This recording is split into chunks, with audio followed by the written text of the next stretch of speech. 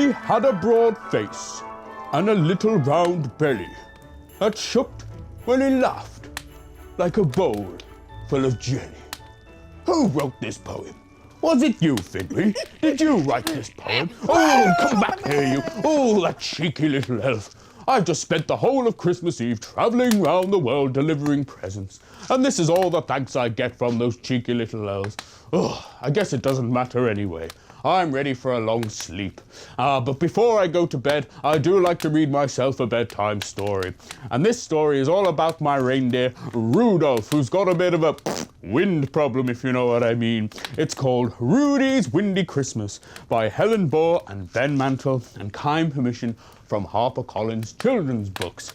Remember, if you want to get onto my nice list, you must practice your reading. And a great way to practice your reading is to borrow lots and lots of books from Nottingham City Libraries. So don't forget to check out the Nottingham City Library website to find out ways in which you can borrow books. Other than that, let's begin the story, shall we? Ho, ho, ho, ho, ho.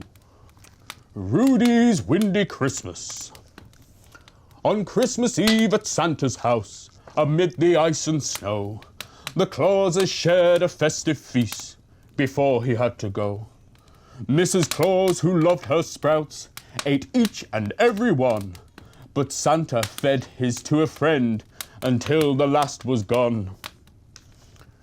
"Bye-bye, dear," said Santa, lifting one more sack of toys. "It's time for me to go and visit all the girls and boys." Then Santa and his reindeers flew up into the sky, the sleigh secure behind them and the presents piled high. They just got to Australia when Dasher took a sniff. What was that funny smell that had a sprouty sort of whiff? "Oh, pardon me," said Rudy, "but I think I've done a pump. My tummy did a rumble, then my bottom did a trump." The other reindeer giggled, then they flew into the sky, the sleigh secure behind them and the presents piled high.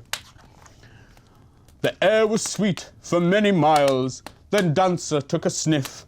Somewhere over China he had smelt that sprouty whiff. "Oh, dearie me," said Rudy, "now I've done a windy pop. This is a bit embarrassing. I'll do my best to stop." The reindeer giggled more, and then they flew into the sky, the sleigh secure behind them, and the presents piled high. For a while the air was sweet, then Prancer took a sniff. This time it was in India that he smelt the sprouty whiff. "I'm sorry, boys," said Rudy, "but I've done a botty burp. Why did I eat so many sprouts? I feel like a twerp." The reindeer chuckled hard, and then they flew into the sky, the sleigh secure behind them, and the presents piled high. The air was sweet for quite some time, then Vixen took a sniff. Just as they reached South Africa, he'd smelt that sprouty whiff. "Oh, excuse me," said Rudy, "what a smelly, stinky fluff. I really wish this wind would go. I think I've popped enough." The reindeer laughed, and then they flew into the sky, the sleigh secure behind them, and the presents piled high. For a spell the air was sweet, then Comet took a sniff. On landing in the UK, he had smelt that sprouty whiff. "Oh, goodness me," said Rudy, "now I've done a great big toot. That really was a ripper from my poor old bottom flute." The reindeer had hysterics, then they flew into the sky, the sleigh secure behind them, and the presents piled high. The air was sweet for hours and hours, then Cupid took a sniff, 'cause once more in the USA he'd smelt that sprouty whiff. "Forgive me, please," said Rudy, "but I've blown my rear end trumpet. I can't believe there was enough wind left inside to pump it." Donder, Blitzen, and the other reindeer rolled around, doubled up with laughter as they lay upon the ground. "They've laughed so much they're out of puff," said Santa. "They can't fly.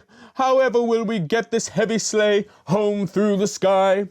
"Some super turbo gas is what we need now," Rudy boomed. He stuck his windy bottom in the air, and off they zoomed. But when they reached the North Pole, Santa got a big surprise. All the elves had wrapped their scarves round right up to their eyes. "We've had a horrible time," one little elf told Santa Claus. "Ever since you went, your wife has air-pooped without pause." "Ho, ho, ho," said Santa. "Sprouts are more fun than I knew. I think I'll eat mine up next year so I can join in too." So that was Rudy's Windy Christmas. Thank you again to Helen and to Ben and to Harper Collins children's books. Other than that, I'm about ready for my bed now. Merry Christmas, everybody, and to all a good night. Ho, ho, ho, ho, ho.